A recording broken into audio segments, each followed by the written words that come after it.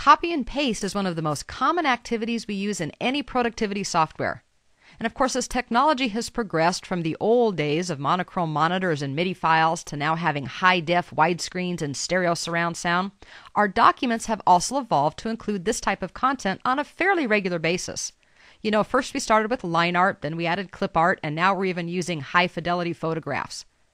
One of the things that we also often want to use or need to use in a variety of different applications and for a variety of different reasons is a screenshot of our desktop or particular window or even part of a window. Now there's a lot of reasons you might want to do this. You might want to do it so that you can prove something or demonstrate something. Maybe you're trying to make a sales presentation and show people a process or some other statistics.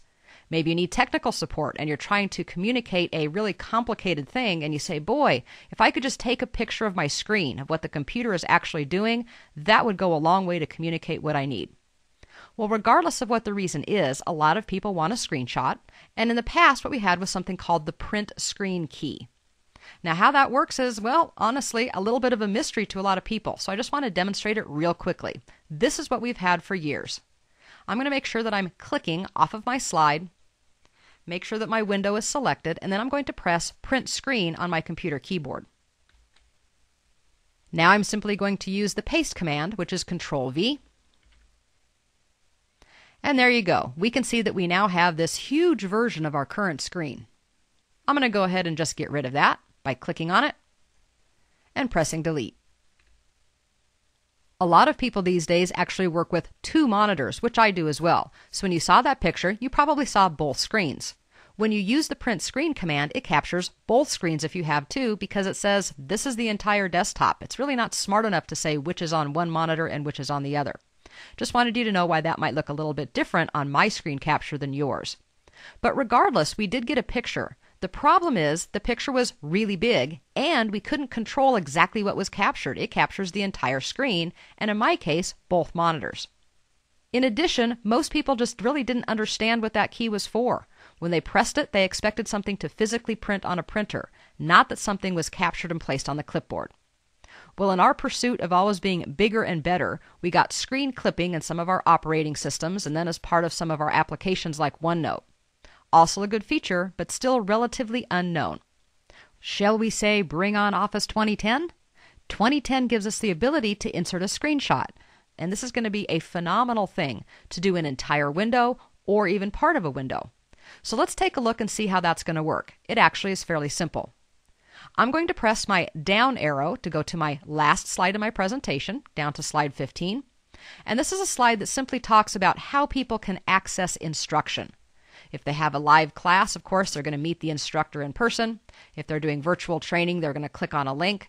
I want to include a screenshot of how they would access a CBT product. I always need to start with my destination file active. Now, if I wanted to insert something, and I'm inserting into Office 2010, it's fairly logical to know that I would probably go to the Insert tab on the ribbon, which I will. Then, of course, I have to look for my options, and what I can see is that there is an option right here called Screenshot. When I click on that down arrow, it shows me all of my available windows. A window is going to be available for a screenshot as long as it's not minimized. In other words, I can have multiple windows open, but I need to make sure that it's not minimized to the taskbar, otherwise it won't show up. And that's actually a good thing because by minimizing you can control which ones you have screenshot capabilities with. So I can see a couple of things here, and one of those is actually a web page. Let me go ahead and click on that. And by doing so, it simply captures the window. I never actually left my active application, which in this case happens to be PowerPoint. What I had open in my browser was the Total Training homepage. So this is very clean, very easy, but it's not quite what I wanted. I wanted to show them how to log into information. So again, I'm going to press Delete, get rid of that one, and I'm going to go ahead and move over to my internet page and make sure that it is set up the way that I want it to be. So I'll use Alt-Tab to get over to my browser. This is just totaltraining.com, so you can find it if you're looking for it as well. And what I want to do is show the online training sign-in page. There's a link for that on the upper right corner. I'll give that a click, have that come up, and this is going to be a better choice because I want to show people this part right here, which is where they can sign in with their username and password. Now I'll Alt-Tab back to my application, which is PowerPoint. start the process over again by going to the Insert tab and choosing Screenshot. But I don't want the entire screen, even though now I have the correct page. Instead, I'm going to come down where it says Screen Clipping. This is then going to take me into my active window, the last active window that I had, and you notice that everything is grayed out. And that's actually fine. That's what we want.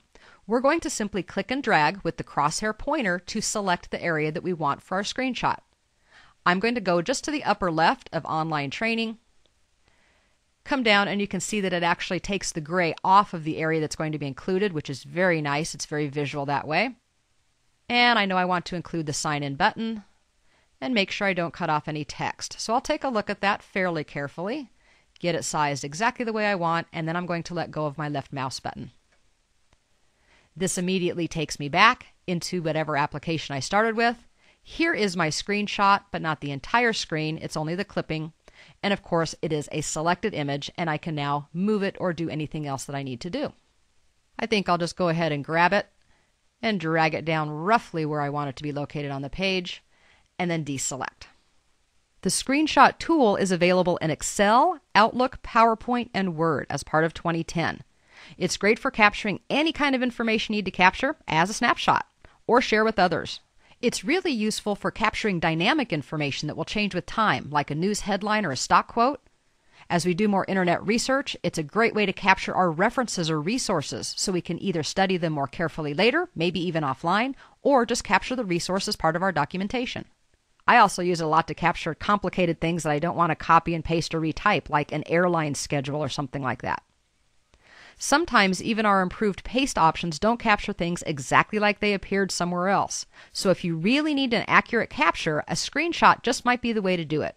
Really, the possibilities are endless, and now you have the option literally at your fingertips with just a few clicks without needing other software. Oh, and before I forget, because a lot of people want to know, and because we're talking about other software, the format that it actually captures in is called a PNG, which is a really good file format.